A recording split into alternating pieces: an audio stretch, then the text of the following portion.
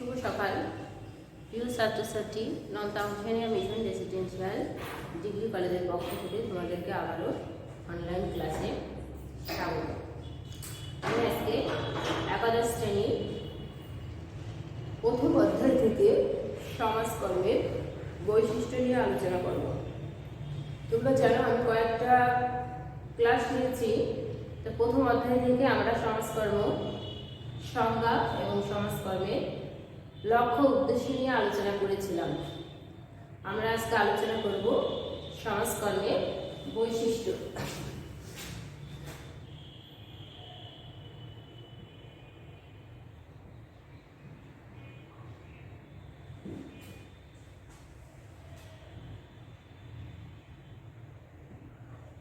আমাদের আজকের আলোচনার বিষয় কি? সমাজকর্মের বৈশিষ্ট্য। আমি তার আগে আবার একটু ক্লাস দিয়ে যাব যে সমাজকর্ম কি। সমাজের সকলের কল্যাণের জন্য সেটাই হচ্ছে কি সমাজকর্ম। সমাজকর্ম হচ্ছে কি একটি সাহায্যকারী পেশা বা সমাজকর্ম হচ্ছে একটি সক্ষমকারী পেশা। তার আগে দেখো আমরা সমাজকর্মের একটি সংজ্ঞা আলোচনা করে যাই। সমাজকর্ম হচ্ছে কলা বিজ্ঞানের পেশা যা মানুষকে কতিপয় পদ্ধতির সাহায্যে তাদের ব্যক্তিগত, দলীয়, বিশেষ করে পারিবারিক ও সামাজিক সমস্যার সমাধান করে সন্তোষজনক ব্যক্তিগত, দলীয় ও সামাজিক সম্পর্ক উন্নয়নে সহায়তা করে। সেটাই হচ্ছে কি তাহলে সমাজকর্ম। তাহলে সমাজকর্মের মূল কাজ কি? কিছু পদ্ধতির মাধ্যমে মানুষের সমস্যার কি করা, সমাধান করা।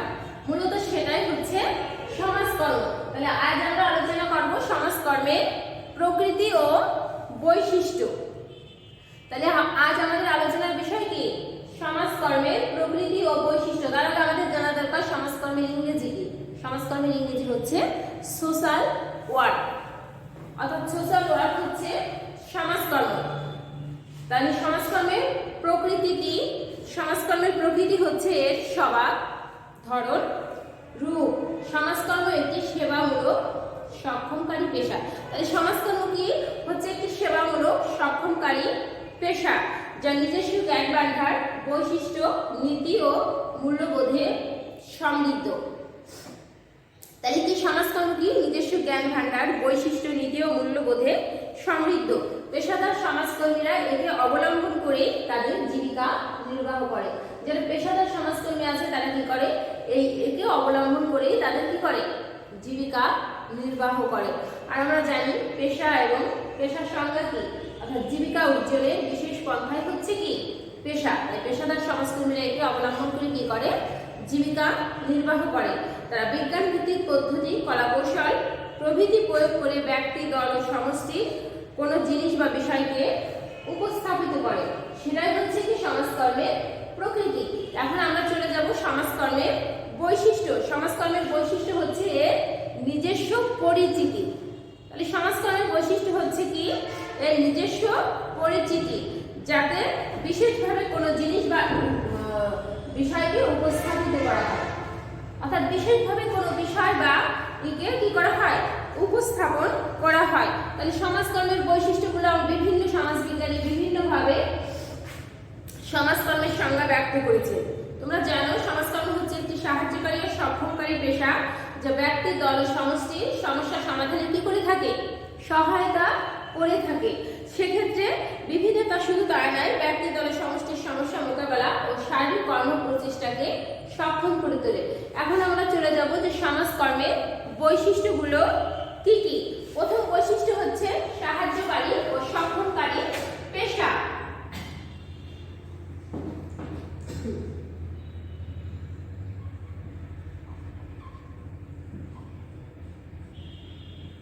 সাহায্যকারী ও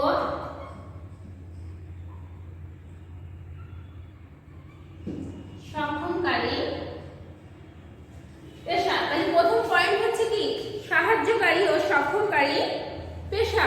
সমাজকর্ম হচ্ছে কি? একটি সাহায্যকারী ও সক্ষমকারী পেশা।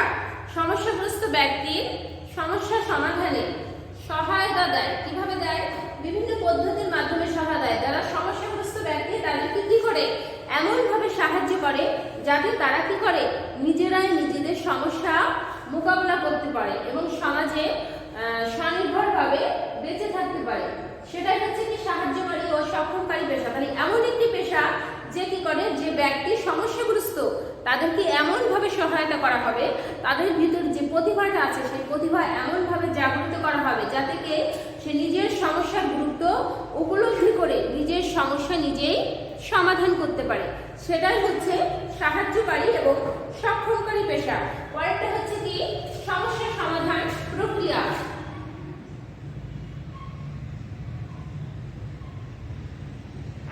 সমস্যা সমাধান প্রক্রিয়া। তাহলে সমাজকর্মের আরেকটি গুরুত্বপূর্ণ বৈশিষ্ট্য হচ্ছে কি সমস্যা সমাধান প্রক্রিয়া। পদ্ধতিগত উপায়ে সমাজকর্ম কি করে, সমস্যা সমাধান প্রক্রিয়ায় কাজ করে থাকে। অর্থাৎ এখানে সমস্যা সমাধান সমাজ উন্নয়নে বিভিন্ন পদ্ধতি প্রয়োগ করা হয়। এই কিভাবে এই সমস্যাটা সমাধান করা হয় তোমরা জানো। সমাজকর্মের পদ্ধতি কয়টি? প্রথমত সমাজকর্মের পদ্ধতি হচ্ছে দুটি, একটি হচ্ছে মৌলিক পদ্ধতি, একটি হচ্ছে সহায়ক পদ্ধতি। মৌলিক পদ্ধতিকে আবার ভাগ করা হয়েছে কি ব্যক্তি, দল এবং সমষ্টি। আর সহায়ক পদ্ধতিকে ভাগ করা হয়েছে সমাজকর্ম প্রশাসন, সমাজকর্ম গবেষণা, সামাজিক কার্যক্রম। অর্থাৎ সমস্যা সমাধান প্রক্রিয়া এই যে পদ্ধতিগুলোর কথা বললাম, এই পদ্ধতিগুলো অবলম্বন করে কি করা হয়, সমস্যা সমাধান করা হয়। তাই এটা হচ্ছে সমস্যা সমাধান প্রক্রিয়া সমাজকর্মের আরেকটি অন্যতম বৈশিষ্ট্য। তারপর বলছে কি বৈজ্ঞানিক জ্ঞান ও দক্ষতা।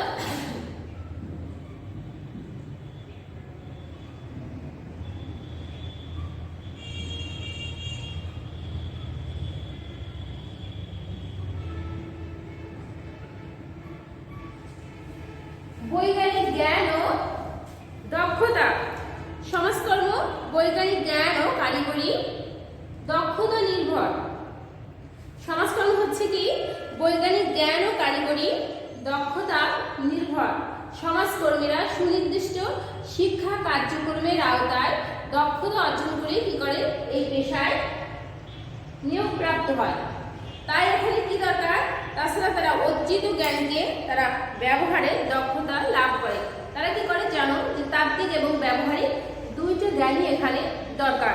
অর্থাৎ তাত্ত্বিক পর্যায়ে শেষ করার পরে কি করা হয়, ব্যবহারিক প্রশিক্ষণের মাধ্যমে তাদেরকে কি করা হয়, নিয়োগ প্রদান করা হয়। তাই এখানে বলা হয়েছে কি সমাজকর্ম হচ্ছে কি বৈজ্ঞানিক জ্ঞান ও দক্ষতা নির্ভর। এটাও সমাজকর্মের আরেকটি অন্যতম বৈশিষ্ট্য। আরেকটি বলছে কি সামগ্রিক দৃষ্টিভঙ্গি।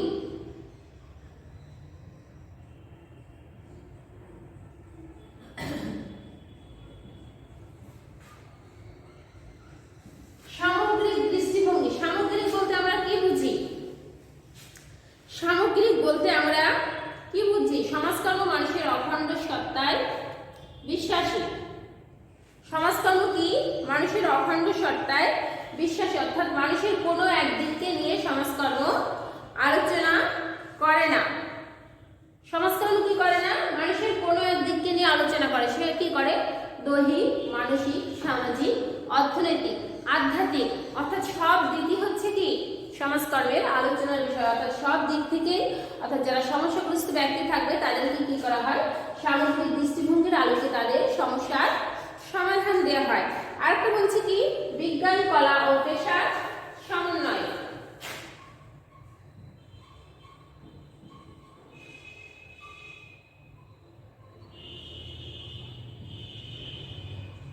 বিজ্ঞান, কলা ও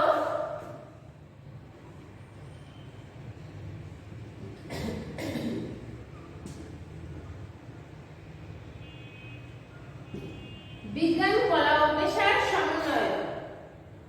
বিজ্ঞান, কলা ও পেশার সমন্বয়। তোমরা প্রথমে আমরা এখন সংজ্ঞায় আলোচনা করে আসছি সমাজকর্ম হচ্ছে কলা, বিজ্ঞান ও পেশা। আমরা আগেই কিন্তু এই কথাটা বলে এসেছি।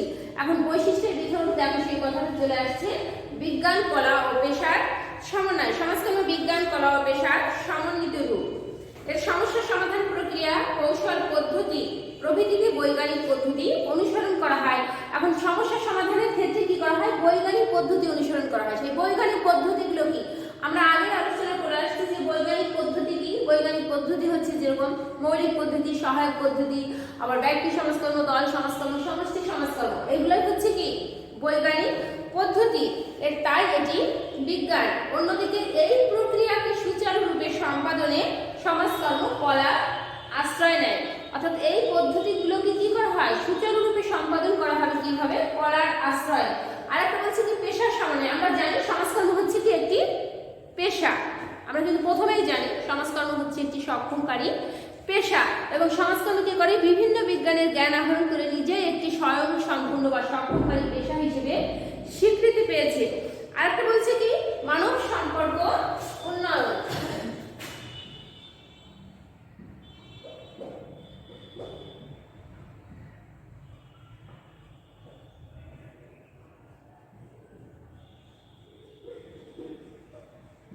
মানব সম্পর্ক উন্নয়ন। সমাজকর্ম সবসময় মানুষের সম্পর্ককে গুরুত্ব দিয়ে থাকে, অর্থাৎ সমাজকর্ম বিশারদী মানব সম্পর্ক উন্নয়নে বিশেষ জোর দিয়েছে। অর্থাৎ সমাজের সাহায্যকারী ব্যক্তি, দল, সমষ্টির মধ্যে সন্তোষজনক সম্পর্ক স্থাপন সমাজকর্মের একটি অন্যতম বৈশিষ্ট্য।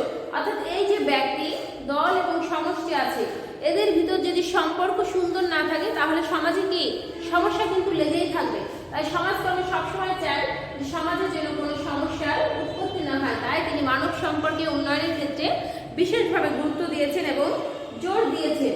আরেকটা হচ্ছে কি পরিবর্তন ও সামঞ্জস্য বিধান।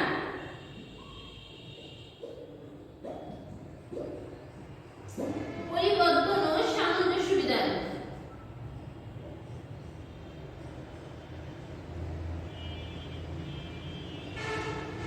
সামঞ্জস্য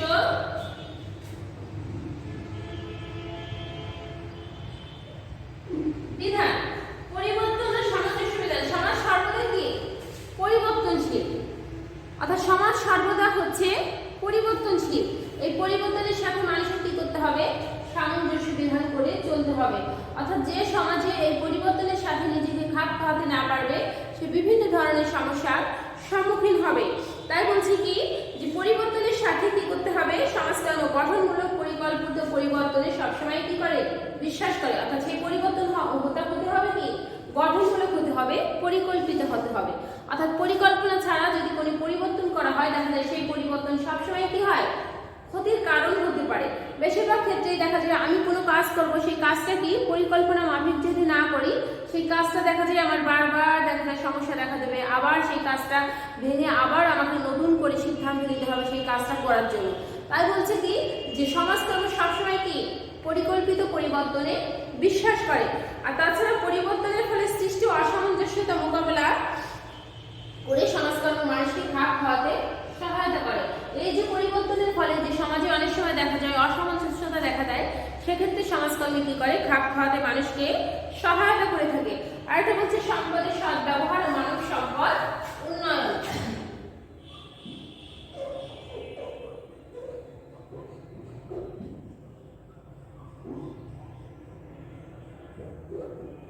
সম্পদের সদ্ব্যবহার ও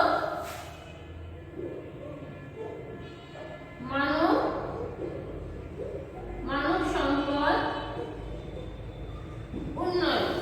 সম্পদের সদ্ব্যবহার। সমাজকর্মী সবসময় চায় যার যতটুকু সম্পদ আছে সেই সম্পদের মাধ্যমে সে নিজেকে সমাজে স্বাবলম্বী করবে। তাই এখানে বলছে সমাজকর্ম প্রাপ্ত বস্তুগত অবস্তুগত সামাজিক, অর্থনৈতিক, সরকারি, বেসরকারি, জাতীয় আন্তর্জাতিক সম্পদের যথাযথ সদ্ব্যবহারে গুরুত্ব দিয়ে থাকে। আমাদের সবচেয়ে বড় সম্পদ হচ্ছে কি মানব সম্পদ। তাই সমাজকর্ম মানব সম্পদ ও মানুষের সুপ্ত প্রতিভা ও অন্তর্নিহিত সত্তায় সবসময় কি করে বিশ্বাস স্থাপন করে। অর্থাৎ এই যে মানব সম্পদের ক্ষেত্রে সমাজকর্ম সবসময় কি করে গুরুত্ব দিয়ে থাকে। আর যে সম্পদ আছে বলো বস্তুগত বলো, অবস্তুগত বলো, অর্থনৈতিক বলো, জাতীয় বলো, আন্তর্জাতিক, এই সম্পদের কি করে সবসময় সদ্ব্যবহারের প্রতি গুরুত্ব দিয়ে থাকে। আর একটা বলছে কি প্রাতিষ্ঠানিক সেবা কার্য।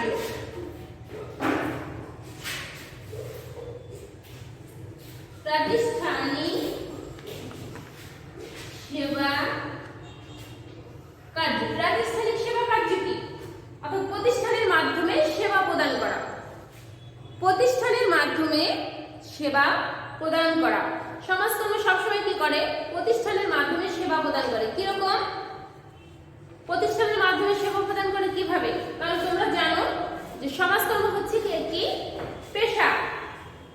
সমাজকর্ম হচ্ছে একটি পেশা, শুধু সমাজকর্ম না, যে চিকিৎসা শাস্ত্র একটি পেশা, আইন একটি পেশা। এই যে এইসব পেশা, প্রত্যেকটি পেশাদার ব্যক্তি কি কোনো না কোনো প্রতিষ্ঠানে সে কাজ করে। অর্থাৎ কোনো না কোনো প্রতিষ্ঠানে যখন কাজ করবে তখন কিন্তু সে বাড়ি বসে থেকে সেবা প্রদান করবে না, সে সেবা প্রদান করবে কিভাবে? এই প্রতিষ্ঠানের মাধ্যমে। অর্থাৎ সে কি করবে? এই প্রাতিষ্ঠানিক উপায়ে কি করবে? সমস্যাগ্রস্ত ব্যক্তিকে সেবা প্রদান করবে। তাই এখানে বলছে প্রাতিষ্ঠানিক সেবা কার্য, অর্থাৎ প্রতিষ্ঠানের মাধ্যমেই সমাজকর্মী সবসময় কি করে? ব্যক্তি যে সমস্যার সম্মুখীন হয় সেই প্রতিষ্ঠানের মাধ্যমেই সমস্যার সমাধান দেয়া হয়ে থাকে। আর একটা বলছে জ্ঞান ভান্ডার।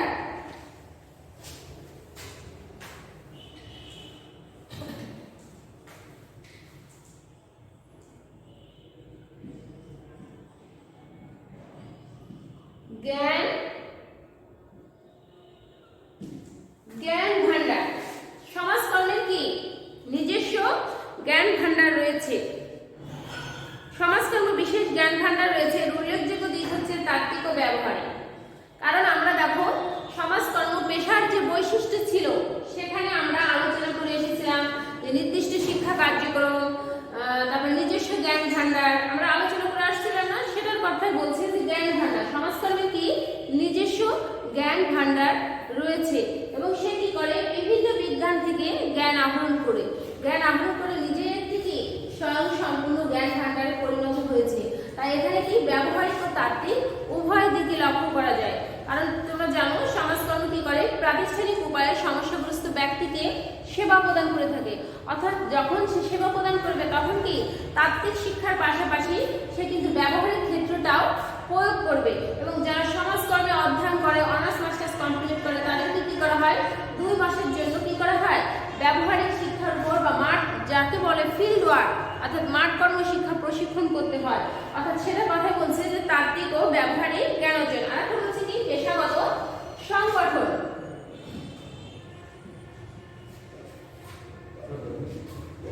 পেশাগত সংগঠন, পেশাগত সংগঠন কি পেশার মান উন্নয়নে গুরুত্বপূর্ণ ভূমিকা পালন করে। যেমন পেশার মান উন্নয়ন, পেশার নৈতিক মানদণ্ড, পেশার সম্প্রসারণে এবং পেশাদার ব্যক্তিদের অধিকার নিশ্চিতকরণে এই পেশাগত সংগঠন কি করে?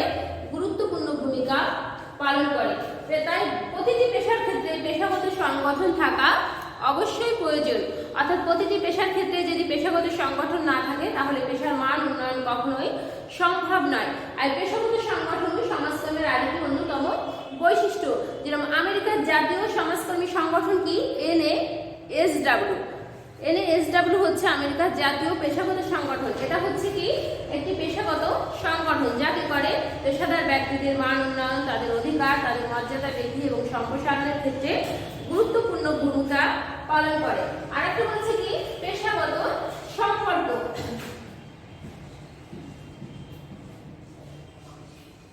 পেশাগত সম্পর্ক,